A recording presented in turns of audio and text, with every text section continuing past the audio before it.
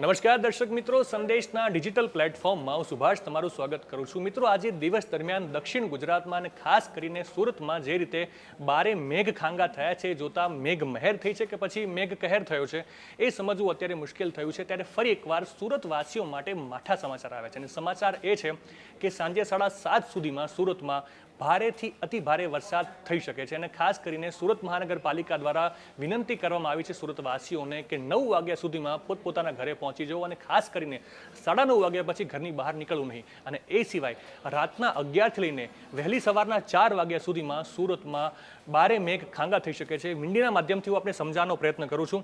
તો આપ જોઈ શકો છો કે અરબ સાગરથી ઉત્તરની તરફ જે વરસાદી પવનો જઈ રહ્યા છે એ સમગ્ર સુરતમાં જે છે એ બારે મેઘ ખાંગા કરી શકે છે. સાંભેલા ધાર વરસાદ થઈ શકે છે અને સુરત સિવાય ક્યાં ક્યાં અસર કરી શકે છે તો કે સુરત છે, નવસારી છે, વલસાડ છે, વાપી છે, આ તમામ જે છે કે દક્ષિણ ગુજરાતનો જે પટ્ટો છે, જે આદિવાસી પટ્ટો કહેવાય, તેમાં બારે મેઘ ખાંગા થઈ શકે છે અને ખાસ કરીને સુરતમાં જે છે એ ભારેથી અતિ ભારે વરસાદ થવાની આશંકા છે. આ તમે જોઈ શકો છો. આ વિંડીના માધ્યમથી હું આપને સમજાવવાનો પ્રયત્ન કરું છું.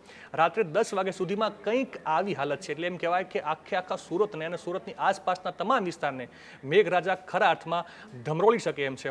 રાત્રે 1 વાગ્યા સુધીમાં તો આ વિસ્તાર ખરા અર્થમાં જે છે એ વિકસિત થતો દેખાઈ રહ્યો છે અને બારે મેઘ અહીંયા ખાંગા થતા દેખાઈ રહ્યા છે.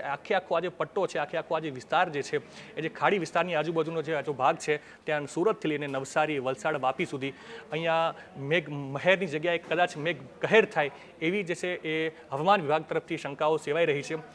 ખાસ કરીને ફરી એકવાર જણાવી દઉં કે હમણાં થોડા સમય પહેલાં જે છે જે પ્રમાણે સુરતમાં બારે મેઘ ખાંગા થયા હતા અને એટલો બધો વરસાદ થયો હતો કે ટેક્સટાઇલનો જે વેપાર છે, જે ટેક્સટાઇલનો જે બિઝનેસ છે તેને ખૂબ જ માઠી અસર થઈ હતી. એટલે મહાનગરપાલિકા દ્વારા એ પણ ચેતવણી આપવામાં આવી છે કે વહેલી તકે જે પ્રમાણે આજે આગાહી જાહેર કરવામાં આવી છે, ટેક્સટાઇલ સાથે જોડાયેલા મિત્રોને એમના વેપાર ધંધામાં વધારે નુકસાન ન થાય એ માટે વહેલી તકે દુકાનો જે છે, મોલ જે છે એ બંધ કરવા માટે વિનંતી કરવામાં આવી છે.